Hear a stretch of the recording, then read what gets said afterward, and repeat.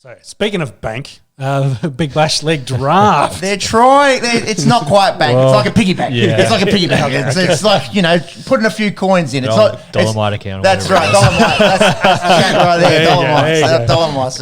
Anyone that did kindergarten to year 6 in Australia will know about the old Dolomites. It is a piggy bank compared to the IPL. However, there's still a bit of cash getting thrown around in the Big Bash, and they've announced Good idea to make it more interesting, I think. And it does. And it does because... Definitely for the internationals, because you're building up small stars and getting them across here. For the internationals, for the fans here in Australia that used to watch this product, which was pretty cool, and it has been lackluster the last few years. Me as a cricket tragic, I will say that I've been less intrigued by the Big Bash over the last few years. I think it also goes to like some of the, especially when they bring these guys over, they don't build any stories with it. Like as in like, hey, this is, this megastar's come across to play cricket for you. And you kind of go into it going, cool, this is I'm following this team, this is the squad, okay, they've added these guys, all right, cool. Whereas I think with this whole system, they can build more storylines, build up, these are the guys they've picked as, their big three or whatever, to use some analogies from other sports, like, That's all right, we're a multi-sport podcast. Yeah, exactly. But I think it just does more overall for the viewership, especially leading into it. I still think the comp's too long. That's always going to be my gripe, that it probably needs to be played over the summer break and not then run back into the school time. But you know what my gripe is? Yes. You don't have the elite Aussie players playing because it coincides with our international test summer. You look at the IPL, you've got all the big Indian players. They played in April. Essentially, all the international competitions or international fixtures, I should say, schedule around the IPL, so you get the creme de la creme playing in this tournament. I think you could have something similar here in the Big Bash. You just obviously you probably can't have it at the time that it is now. With South Africa pulling out this year, from that will free up a couple of weeks where we will see, your Dave Warners and your Mitch Marshes and your Josh Hazlewoods playing. But I also think that hurts the product a bit. Like, you get built into, again, going back to storylines, you get built into Dave Warner, he plays the first 5 matches, and then he fucks off. Yeah. And then you're just like, oh, okay, I'm no longer interested. Yeah, 100%. That's why for it to be successful, it probably needs to be like an IPL where people, elite players are committed to the whole thing. Yeah, which I think is the problem, because Australia really only has one, well, everyone has one summer, but has like one kind of good block for cricket. Outside of that, it kind of it ends up being very difficult, and then you've got all the other, scheduling conflicts with all the other T20 comps.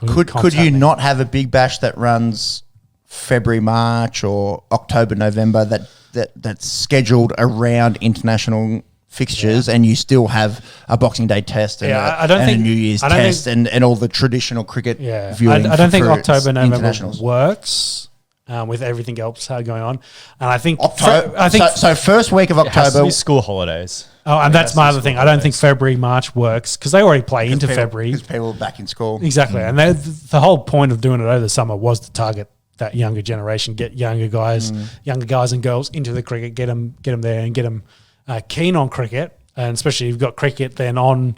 Every night over your summer holidays, you're like, hey, I can turn the TV on and there's cricket. Yeah. Well, also, I think they could do a better of the product of transitioning from Test into Big Bash League with how they do the broadcasting. They don't have to broadcast T20 games on at the exact same fucking time. That is just ridiculous. I think whoever did that, with the scheduling conflict of having a pink ball test in Adelaide at the same time as having Big Bash games, and they're saying during Test cricket, oh, by the way, on 7 May or whatever, go watch the Sixers play the Hurricanes when there's fucking Ashes are on. Guess what? Newsflash, I don't give a fuck. So I think they could do better all round with a lot of that stuff. If they're going to make it work, especially if you're missing your top 11 Australian players. They can do some other things, I think, to make it overall work better as a tournament.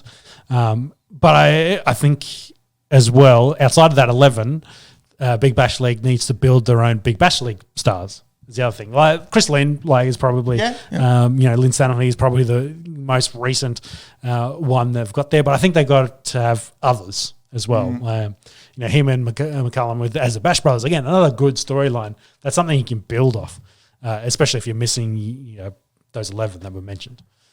So draft. Let's go loop back. Back to what's actually happening, and it's not just theory coming out of our three brains here on a Sunday night. So what is it? Big name recruits enter the draft from a lot of overseas guys. 180 of them have nominated, which is a good lot. Yeah, I looked at the list. There's probably 30 to 40 like really big recognisable names on that. So that spearheaded by Faf du Plessis, Liam Livingston, Dwayne Bravo, Kieran Pollard. If you look deep into some of them, you might not recognise a lot of the names. But we're talking, they're potentially your first and second rounders. Indeed. Yeah. So then, as your draft goes on, of course, then those other guys are your third and fourth rounders. But again, storylines, you build that with these are the guys I'm picking in the first round, etc. And he's our first round pick, right.